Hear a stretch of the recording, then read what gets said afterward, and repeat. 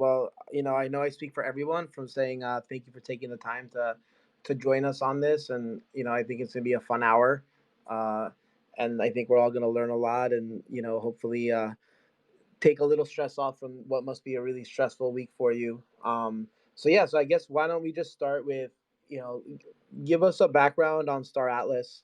How did you get here? How did what was your genesis? What's the origin story of it? And how did we end up here? Yeah, totally, man. And always appreciate conversations with you.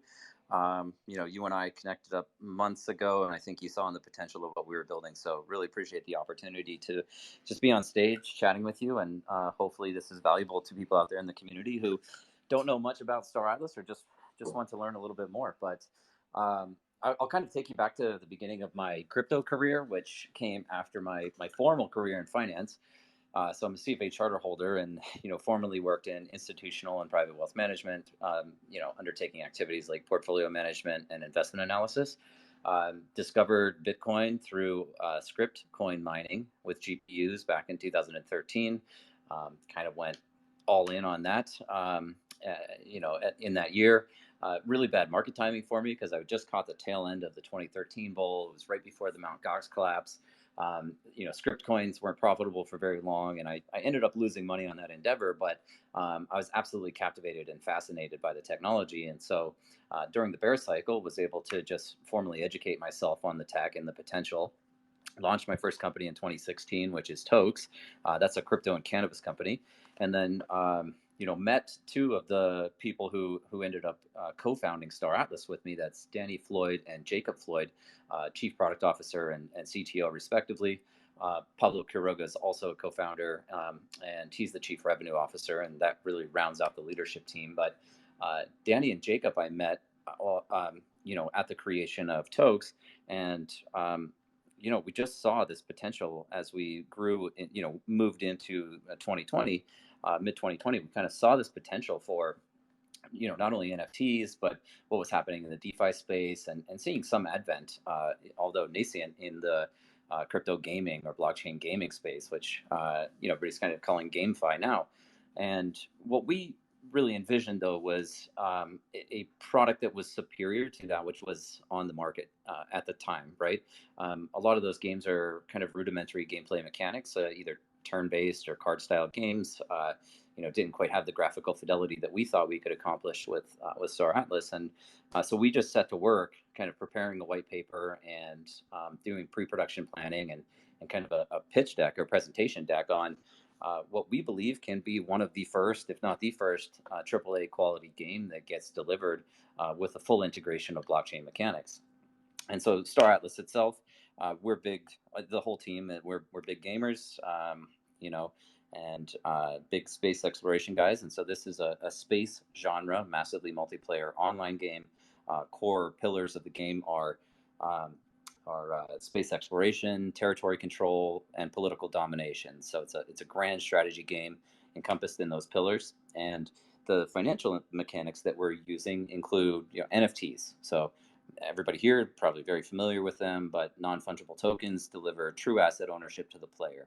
And so what we're able to do is radically transform the traditional gaming revenue model and player model from that of an extractive or transaction based, where you're effectively kind of renting assets that live in the game environment, to an ownership model where everything you purchase does truly belong to you.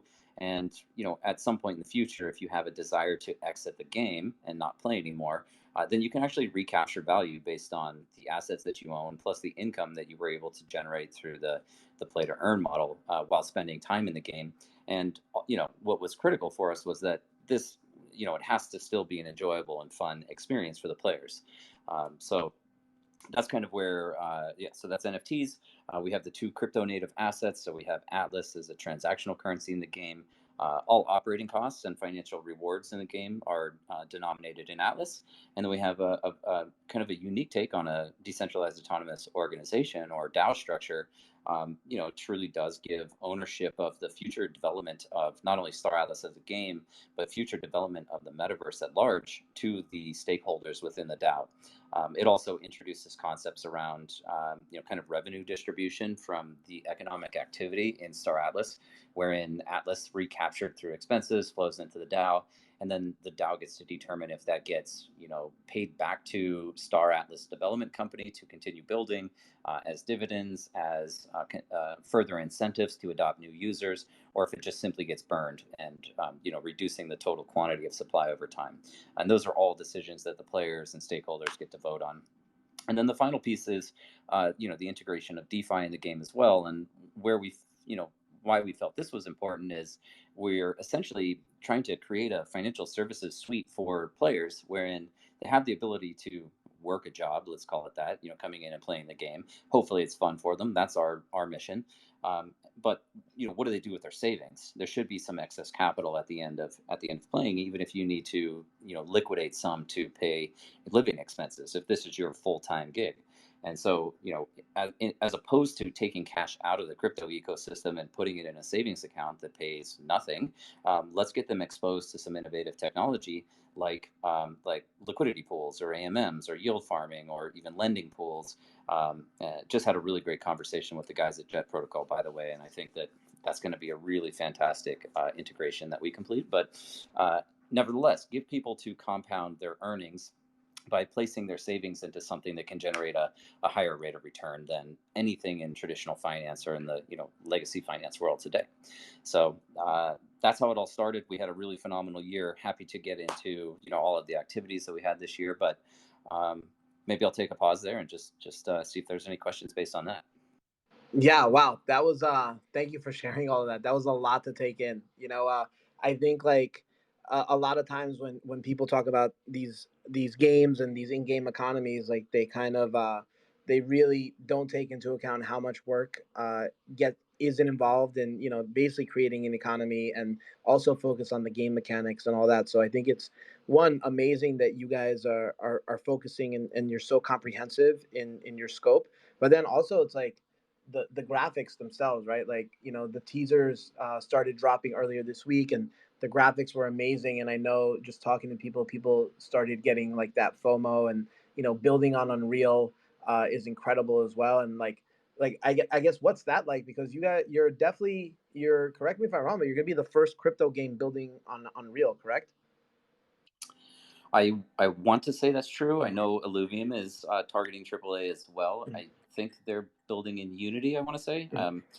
Don't quote me on that. I'm not entirely sure, but I'm sure we'll see more games developed in Unreal in the future. But yeah, I want to say we were pioneers. We had the vision for that, mid last year. That was our decision from the start in the engine selection. And one of the benefits for us is we know we have a firm conviction that it's going to expedite our delivery timelines because the tool set that's available through Unreal Engine 5 really makes the development process much easier. Now, we still obviously have to create the art and create the assets and model and animate everything, but in utilizing Unreal Engine 5, it's just going to deliver this experience that's so phenomenal for the player and for the user, which is essentially the cinematic, hyper realistic version of virtual world that will feel almost indiscernible from reality in many ways.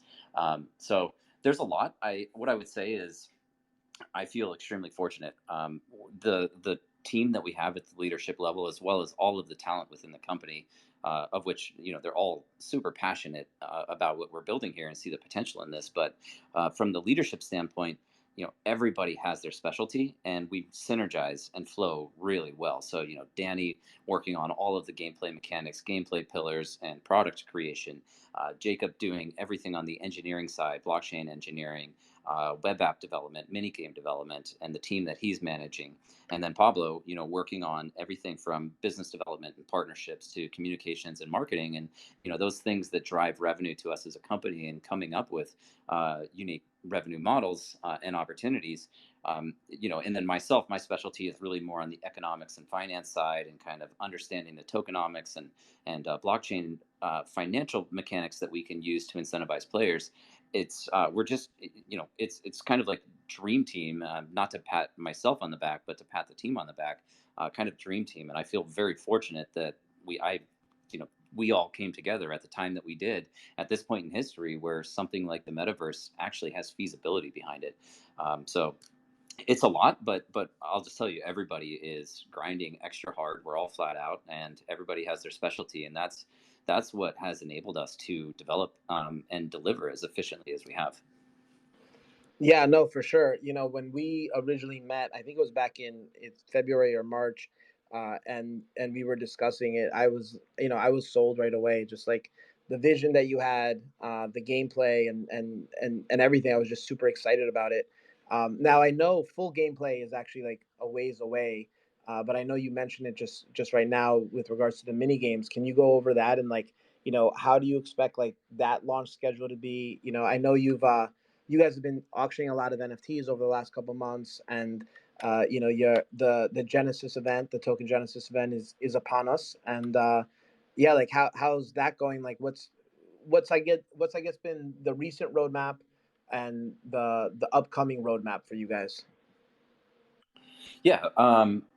Let me just kind of give you the history. We formally launched with our announcement after closing a seed round with FTX and Project Serum back in December. We formally launched in January, which was really just our debut to the public and kind of our groundbreaking of employing people and undertaking the initial development of the game outside of the planning process. That led into some private sales over the next couple of months. But the next major event we launched was the release of Rebirth, Genesis of a Metaverse digital art campaign. And this was what we call multimedia meta poster, a 14-week campaign where each week we unveiled a new poster that also gave some of the background and lore of Star Atlas and kind of explaining the history and as I said, lore of Star Atlas to the user as they came back every single week to see the next poster unveiled. Now we coupled that.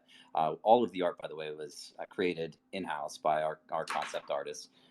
We coupled that with audio soundscapes from mainstream musical talent. We worked with Blondish, we worked with Bassjackers, Ricky Desktop, Swipe of the Child. We had Dead Mouse on the final poster. So we formed some really great collaborations with musical talent. And then we also enhanced that with augmented reality. And so for anyone out there that hasn't seen our posters, this was launched on our own custom created NFT marketplace at play.staratlas.com. These posters are all still trading on secondary markets now. But the experiences themselves, if you want to look at the AR and listen to the audio soundscape, you can do that without purchasing the poster. We further enhanced the utility and kind of intrinsic value of those because we added a tier reward system or loot box system based on reaching a various tier level. There were 6 different tiers. Each one comes accompanied with game assets that include things like ships and land, custom skins, emotes, badges, passports, and orbital space stations. And so the general idea was that purchasing a poster during the Rebirth campaign, while it was well in advance of a minigame launch, gave the user the collectible item, capturing a moment in time, what we believe will be a historic moment in the development of the metaverse, as well as a complete asset set that they would need to initiate gameplay when we go live with the minigame. So that ran April 14th the 24th through July 24th. We just recently launched the full NFT Serum Dex integration with order book presentation on the page, and that's going to continue to get enhanced over time. Uh, we launched our game economic and tokenomic white paper on the 17th, announced our token generation event just recently, and that's all undergoing right now. So we're on FTX, we are on Radium, and we are on Apollo X, 2 of those being decentralized satellite launch pads, FTX being an IEO. And that really leads us into the next part of our roadmap, wherein we'll be executing on our galactic asset offering, and that's really just our terminology for a public asset sale of game assets. You can look forward to that in the right at the beginning of September, as well as a registration process for users on the mini game itself.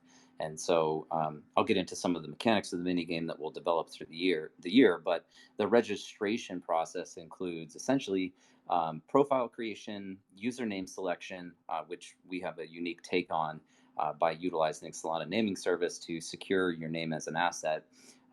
It includes faction selection in the game, leaderboards for factions, for guilds, and for individual players. In the near term, it will include faction, or excuse me, guild creation, so people can actually start recruiting guild members on chain. This will all be, public and transparent data. How many guild members are in a particular decentralized autonomous corporation, as we call them.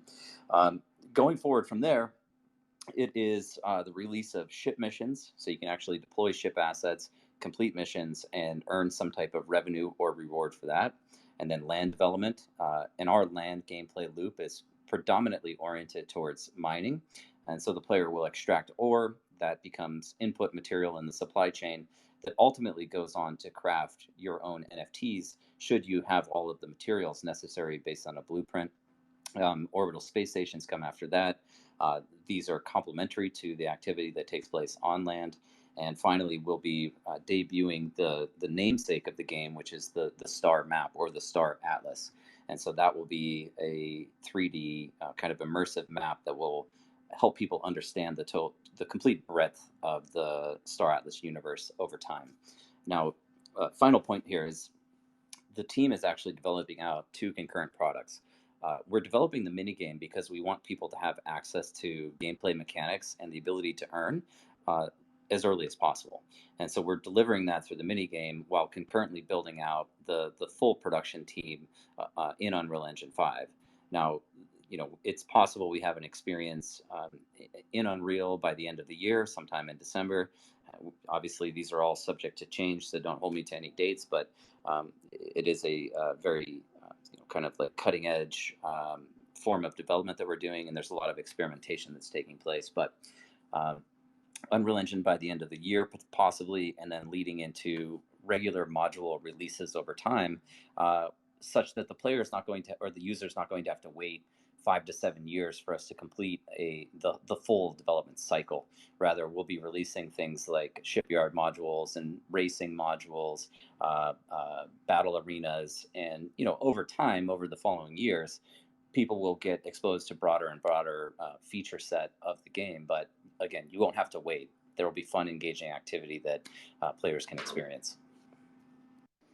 Wow, that's awesome. Thank you for sharing that. It's you give so much information with each answer that I don't know where to go and ask questions. I guess the first question was, uh, the mini games start in a few weeks, or did you say by the end of the year? Yeah, so that's rolling out in September. It's a registration process first, and then you can look for ship missions coming shortly thereafter. All right, cool. That's awesome. I know I, for one, am looking forward to it. I know a lot of people are. It's going to be exciting, especially with the rise of the play to earn model that's been going around. And I guess so with like the success of other play to earn models now, has that like changed anything in your plans, or is everything kind of like um, as been planned, or like has it caused you to change your plans around a little bit with regards to in-game economy, or how you're going to do the rollout just because you've seen the success of it, or have you maintained your plans? No, I think it's a great question. And sorry if I'm just spewing words here. Sometimes once you put a quarter in me, man, I don't stop. So yeah, sorry if they're running on. But the what I would say is I feel pretty confident in the way that we plan things out. I would say there have been no dramatic changes in the way that we scoped the project from the start, including the economics. I would give some credit here to the team at Republic Crypto Advisory. We've been working with them over the past 3 months to refine and develop out the game economic model and the tokenomic model. And so there were some pretty pivotal changes, I suppose I would say, that we made particularly in the divide between company revenue and metaverse economics.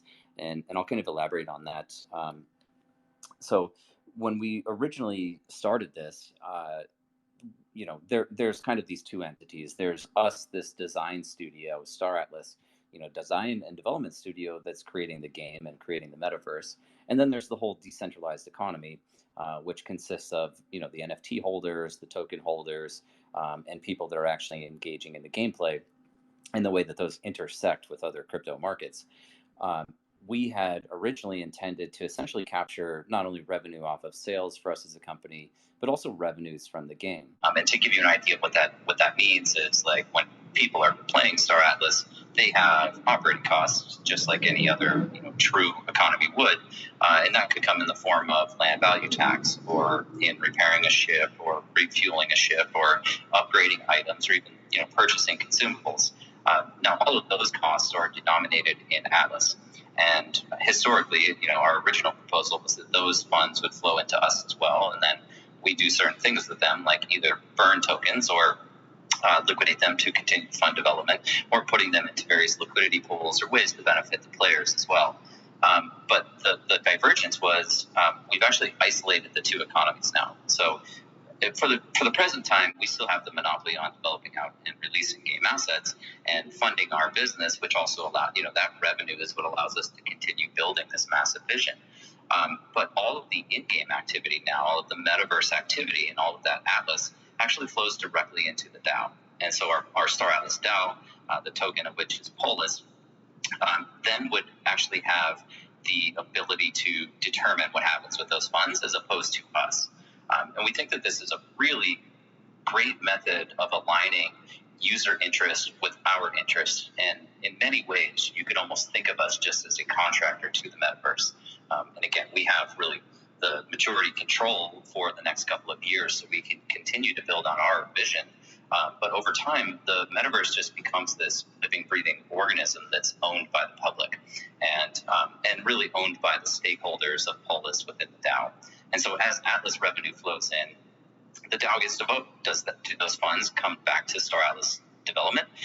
Does it go to some other contractor? Do they burn those tokens? Are they dividend distributions out to stakeholders? Or does it get re-injected back into the Star Atlas metaverse economy as a subsidy to attract new players? And I do always like to touch on that last point, because it can sound counterintuitive to forego a revenue stream to kind of like pay other players. But the reality is, it's going to be a compound value equation, wherein the larger the economy is in the Star Atlas metaverse, based on how many users we have and how much capital is flowing around, actually leads to greater wealth for the DAO over time as well. And so it really is that additional subsidy really is an investment in the future of the Star Atlas or metaverse economy. Right, I agree. And, I think the interesting thing, obviously, with Play to Earn is, like, instead of giving that money to marketers or advertisers like Facebook and your other big media companies, are giving it to the actual players for being part of the game, right? So it's money that's otherwise spent on customer acquisition, but you're just, incentivizing the players to be involved. Yeah, I mean, I love the model, like the way I think about it in my head is like you guys are pretty much like the foundation that will help move the game forward and the metaverse forward. But ultimately, right, like it is in the hands of the people. And that's how it's going to evolve, right? It's like you have your vision, but that could change over time depending on the community, and you'll have your say, but also ultimately it's up to the community vote, which I think is super interesting, because I think like at the beginning right now with DAOs and everything, like just you see how people are organizing, and you just see how things are in their infancy and how they're going to grow from there. I'm sure you've got to be really excited with the partners that you have in the ecosystem, like SBF and FTX involved. Like what's that been like working with them with regards to building out the metaverse? It's straightforward. It has been amazing. They're great partners. I think we saw the prospects of Solana and Project Serum, and having the connection to exchanges like FTX, and all parties involved there. We saw that early on. We initiated conversations with them, and I want to say August of last year. We thought that so first and foremost, the underlying tech of the protocol of Solana was one of the most critical pieces in that decision to proceed with them as our layer one, simply because it's highly scalable. It is highly decentralized to date. I think there's over 850 nodes around the world, and just as a quick aside, I think what's problematic in a lot of POS chains or POS-esque chains is that you tend to get a higher degree of centralization, and the sacrifice that you make is decentralization in order to get the transaction efficiency, low cost and high transaction throughput. But Solana seems to have done a really good job at balancing out that equation with their proof of history and then kind of a DPoS model, but with a lot of decentralized nodes operating the protocol. So the other piece of that was Solana's has sub-second finality on state changes. And so, thinking about building out a AAA game with all these high quality graphics and potentially hundreds of millions to even billions of users, we can get into that statement later if you want. But if we get this massive adoption, every action in the game is effectively some action that needs to be recorded on chain. And so we needed a highly scalable network, and we needed a network that wasn't going to produce lag for the player. So still a lot of stuff, for us to explore and kind of develop out, but it was the most promising. And then just having the network of people that were connected gave it a lot of credibility for us. And back in August, they maybe had 20 or 25 projects that were developing in the ecosystem. And obviously now I think Solana's household name, and they have over 500 projects. And so, but the benefit to us for being early was that they could see the potential in us to bring users to Solana as well. And so they were very supportive, introducing us to communities, helping us out when we were a much smaller team, providing engineering documentation and resources. And so it's been an amazing relationship. We're really happy that we went that route. And I personally don't really have any intention to provide cross-chain support for the game in the future, although we know that interoperability between Solana and other chains will exist. And so those NFT asset owners that are maybe looking at collectibles or just looking at speculating and trading these, which we know will happen, despite the fact that we're building for the player, they'll have the ability to move from Solana to other chains to at least participate in marketplaces, but the actual playing experience is going to live on Solana. Nice. That's great. And like I'm sure, obviously being on Solana, FTX is involved. I'm sure that makes the onboarding of the client really easy, right? Like to come in with fiat and actually play into the game. I'm sure that must have factored into your decision. So yeah, like what was that? Was that a factor in your decision making? Yeah, 100%. It's like um, one of the beautiful things about operating in the crypto space and this kind of overriding open source philosophy that is very prevalent in crypto is that there are going to be teams that are developing out features and protocols that will directly benefit our player base as well, and it alleviates our responsibility from delivering those. And I can give you just kind of let me give you three examples. One, the user base of FTX is huge, right? The exposure to that user base is very valuable to us, but then also payment tools or cash on-ramping tools like FTX Pay. That's going to be extremely beneficial for all of those gamers out there who don't know anything about crypto, but it can appreciate the value of what we're creating just for the gameplay itself. And then when you couple that with the financial incentives, I think it's going to create this very attractive offering for the mainstream gaming audience. Now that's cool, but how do we get them into crypto? And so, working with partners like FTX to enable that process and to make it frictionless, that certainly is important to us. But then I could probably list like 10 different partners that we have across the Solana ecosystem that are going to add value. And I mean, even starting with Radium, which is, decentralized exchange, AMM, liquidity pool, kind of marketplace. Uh, we're able to leverage them through their accelerator launchpad program. So that immediately benefited us because we're able to do this fair lottery distribution process of our tokens through the IDO. So that's helpful. I mentioned or I alluded to Jet Protocol earlier today, and these guys are still early in development, but this is a lending protocol. And our discussion centered around, well, what about capital providers coming in and purchasing substantial portfolios of Star Atlas assets without having the intention of actually using them to play, but rather because they can see the potential of employing people to be operators of those assets, and essentially hiring teams of players to go out and exist within Star Atlas and generate corporate revenues. right? So I do think that in the future, the metaverse is going to create this massive employment economy, probably the largest we've ever seen, of distributed labor from people all around the world. Axie's obviously doing a great job with this, with their scholarship program, and their and YGG's success across the Philippines, and we think that trend is just going to continue. But so Jet Protocol has all these different types of lending mechanisms that we can deliver to players, so maybe they can borrow some Atlas to undertake a mission that they otherwise couldn't afford, or maybe they can borrow some resources or minerals that they need to complete the production of an NFT. And when they sell that NFT, they're able to repay their loan. And as well as just having the collateral or asset pools that people can borrow from and pay rent on to be able to go play the game when they otherwise might not have the financial resources to do so. So really cool that Jet's building that out. Insurance protocols, because we have a really I'd say novel or unique gameplay mechanic in the way that we've designed our faction system and these security zones across the game. And just to be concise here, when you get out into deep space, it's effectively hardcore mode. Player assets enter into an escrow account via smart contract, and losing an engagement there means that your ship assets would actually be destroyed. So it's very high risk gameplay, but the rewards out there are also the best. It's where the rarest materials are. It's where the densest reserves of materials are, as well as just the highest yields on all gameplay activity and mission completion.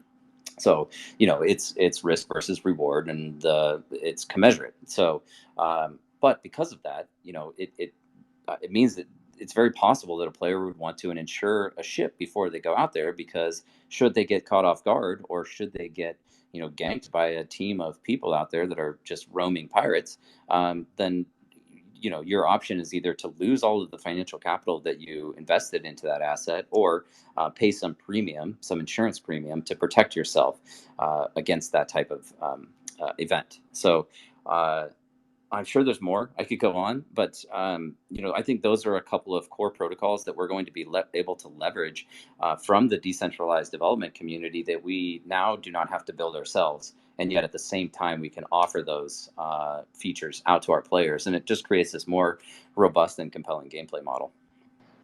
Yeah, I totally agree with you there. I one of the first protocols I interacted with was NFTFi when I went down the NFT rabbit hole, and I immediately saw I saw the use cases for it, especially with assets that could yield something, right? Some sort of yield bearing asset, so that like you were just saying, it's like you take a loan against something, complete a mission, and then pay it off with the proceeds of that mission. So like I think you're basically recreating the world economy that we have in the physical world and the digital world, which I think is incredible. And to your point, is like I think that we're probably going to have this massive labor force that we've never even experienced to up until now.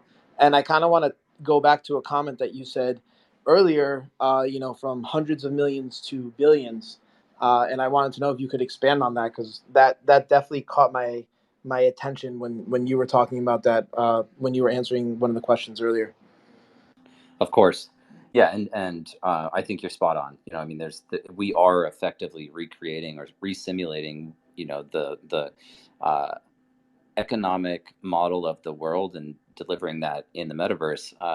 However, we have the opportunity here to um, uh, re-engineer it to maybe be a system that's more fairly distributed to everybody that's participating, as opposed to the physical reality and kind of systems and constructs that we live in today. So I think, like, in so many ways, the metaverse is going to be this great grand experiment for which we can participate and experiment with things like governance and economics and social interactions and quality of life overall. And we could actually learn from the metaverse and implement those changes into reality at some point. So that's just kind of an aside. We're not obviously we're focused on the game experience, but I do think that it could have real resounding implications around the world. To the question on billions of users, that's a thesis that's really being generated based on just what we're seeing happening in Axie and the success of YGG and the ability to kind of in a frictionless format deploy capital and create this employment economy of of people from all over the world. And the developing economies in particular are the people that are kind of the most disadvantaged. Naturally, they don't have systems and structures that are as refined as developed world. But even amongst the developed world, I think quality of life is going down. We're seeing inflation and costs go up exponentially relative to rise in wages, right? And like even in America, job satisfaction or quality of life is probably the lowest it's been in the last 60 or 70 years. And so um, the idea is that by operating in a virtual economy, you eliminate all of the geographical borders and constraints that exist in physical reality. And so now somebody who can't make more than $1 a day in some developed nation can actually jump into Star Atlas. They can leverage all of these tools that are available from all of the innovators around the world and around the ecosystem, to even borrow funds. If they don't have any money, borrow funds, purchase a ship, go start engaging in gameplay, earn some income, and it can radically transform and change their lives and empower people in a way that we've never seen. And as a result of that, again, the flow of capital in and out becomes highly frictionless as well. And because of that, because of just how transformative it is, we potentially see the global population as a demographic of a potential audience of Star Atlas. And it expands well beyond the concept of a video game. Uh, we love the video game, and we're very much looking forward to playing it. And we do want it to be entertaining and enjoyable, but there are also all of these other financial implications for the people that participate. And that's where we think that we can exceed, say, mainstream gamer audience of 2.7 billion people, or of which the mainstream titles maybe only get at most 10 to 20 million people. Um, but the other component of it is that there are life cycles in traditional games, and developers themselves either have to maintain a game and continue iterating on it so that it maintains the player's interest, or they just move on to a new product because there's a bigger financial incentive. But my description of the metaverse and the way that it becomes a public utility is that anybody over time will be able to contribute to it, and they'll be able to create value within it as well as extract their own unique forms of value out of it through their own business models. And so the subsidy that we're creating through the issuance of Atlas and Polis initially becomes less critical to the success and evolution of the metaverse. And so, we're talking about a product that even if we as developers don't end up working on it in 10 years or 20 years or whatever the case may be, it can actually live on for hundreds of years or into perpetuity. And so, over a long enough time horizon, we could see this billions of users of adoption in it. And that's kind of what I'm describing by that. Yeah, and so there's two things that I thought about in that response. First is, I mean, to me, it sounds like you're a huge proponent of DAOs. And like, do you think that DAOs, like, I guess, what are your thoughts on DAOs in their current form, and where do you think they're headed? And I know they're going to be obviously massively important to the Star Atlas ecosystem, but I mean, I guess, what are you seeing, and what are your thoughts on DAOs going forward from here? We definitely are. Our company motto is power to the people, and we genuinely believe that we are really trying to create a system that's more fairly distributed than what we've experienced historically. The power structures that exist in physical reality. So very much a proponent of DAOs. I think a lot of the, I just call it, thinking around them is evolving in the same direction. Again, credit to, I don't know what Axie's doing right now. I do know that Illuvium is following a model that's similar to ours. I, you know, the issue is, can that be corrupted over time? If let's just say that, like, maybe I'll just throw it out there. Say politicians or government is corrupted, and that's kind of the nature of humanity. Is that same experience going to play out in decentralized autonomous organizations, or are we able to facilitate a greater power distribution amongst the stakeholders, or does it just become the same system where people with the existing capital and power and influence are the ones that are able to dominate those systems? So I do think it's incumbent on the creators of these DAOs to have to critically think about these things and figure out how you can better distribute that decision making to a broader audience. uh, Generally speaking, I'm a free market economist. I believe that we don't need all of these government controls and on businesses and on activity and on human behavior. Uh, but at the same time, I think that a rising tides kind of rise all ships mentality, not so much in the trading perspective or macroeconomic perspective, but rather in, if we're able to uplift society to a greater standard of living overall, we all experience a greater reality and greater life experience. And so, um, that's why I think that if we can just transform people's psychology around uh, dynamics of the world through something like a DAO, we can radically change the world over time. Right, that makes sense. And then just to play devil's advocate for a minute, because I'm sure as an economist you've thought about this, and I've thought about it, so I'm sure you've thought about it probably way deeper.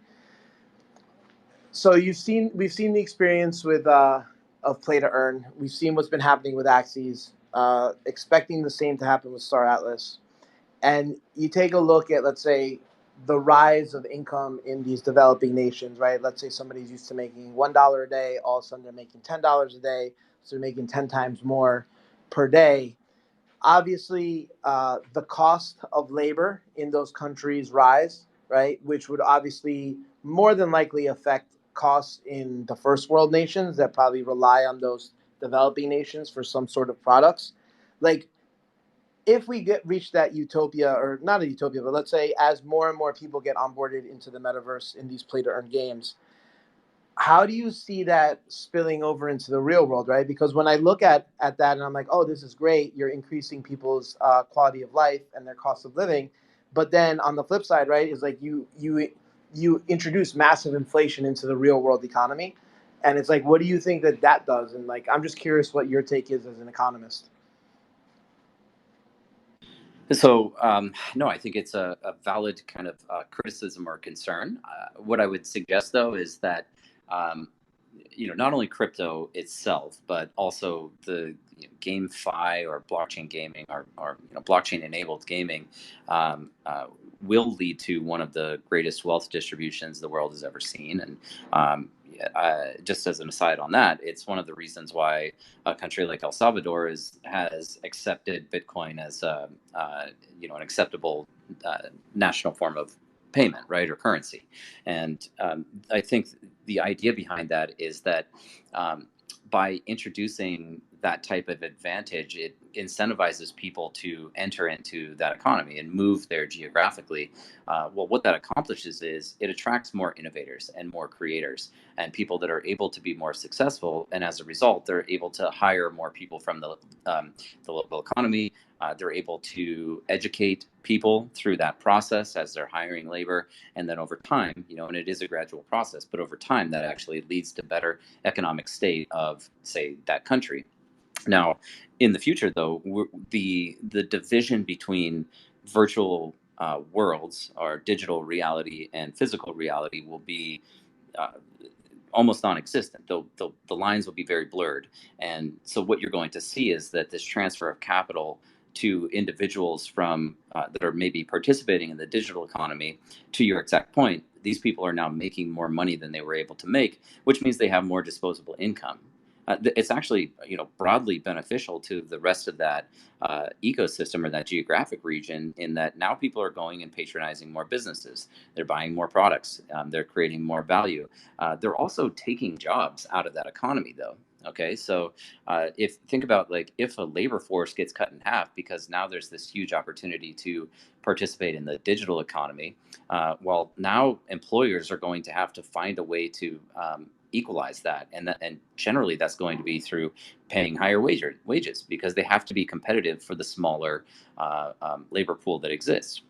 But at the same time, as they're paying higher wages, now everybody that is in the workforce is starting to earn a little bit more, starting to spend a little bit more. Those businesses also become more profitable. So this might be like an idealistic vision of how things could transpire, but generally speaking, like injecting money into an economy, if it's sustainable, like I don't necessarily think that like what even developed nations are doing right now with quantitative easing and like these $1 trillion stimulus packages. And I think that's actually going to lead to more hyperinflation. But depending on the capital base of the country, injecting more capital leads to greater innovation, leads to greater education, and just greater quality of life for everybody there. So what it does, though, is just introduces more competition, and competition is not a bad thing. It tends to benefit everybody who's a participant in that ecosystem, and less beneficial to those that are, sourcing the, call it, human resources that are necessary to operate a business. Right, that makes sense. I guess, just listening to your answer, like it almost makes me think that it's really good on the local level for the developing nations, but probably long term net negative for the developed nations. As if let's say they're sourcing goods from one of those developing nations, the cost of goods go higher, so that gets taken out from their cost of living, kind of. Yeah, I mean, I think that's a really interesting problem that I've thought about. I just haven't spent much time thinking about, and I was really just wondering what possibly your thoughts were as someone that's been intricately involved with this. So yeah, so I appreciate the commentary on that. Yeah, and just to kind of qualify the statement, I mean, these are all just my speculations of the way things can and maybe will transpire. Obviously nobody has a crystal ball, and we don't know how disruptive this is going to be. Um, y- you know, more of a kind of positive thinker, and I would like to believe that something like this doesn't lead to complete economic collapse in various countries um, because the existing structure just doesn't exist anymore, and then people have to adapt and evolve to live within the new structure. And so there could be some chaos in the interim.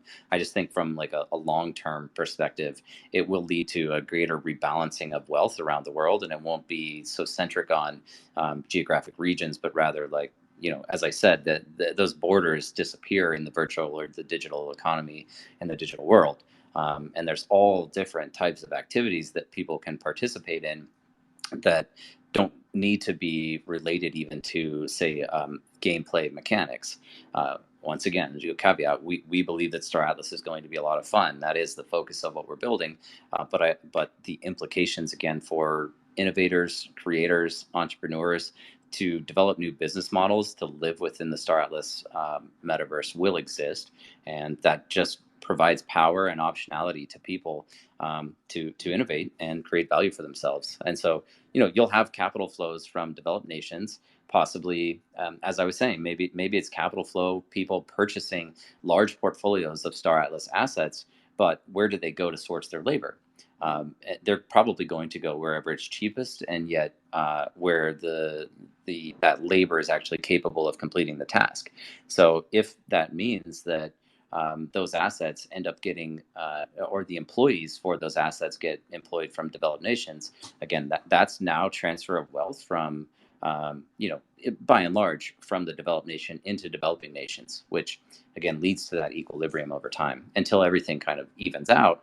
And then it's just a question of how innovative is your business idea? Is it actually sustainable? Can you produce margins for your business that make sense? And if not, people will fail. And if so, those people will succeed. Yeah, that makes sense. And sorry, I didn't mean to steer the conversation really far off. It was just things that I was like, oh, a thought that I was just having, and then I'm sure you've thought about it a lot. So I appreciate the really thoughtful response. Um, yeah, now that we have less than a couple minutes left, I wanted to say it's like thank you for coming on. If people wanted to get involved in the Star Atlas community today, either through the token generation event, or by being involved in the community, what's the best way for people to do it? I mean, my go-to, what I would recommend is people join our Discord channel. We have actively engaging conversations with the community there. A lot of the community members, many thanks. I'm seeing Afia out there in the audience right now, but we have some like great clans that are already forming. Afia was actually a clan that developed out a wiki for Star Atlas, and it captures a bunch of historical information as well as forward-thinking information. um, but generally speaking, Discord is where everybody's going to be. It's a great community, and they're helping everybody out, and it's growing rapidly. We also host regular town halls there.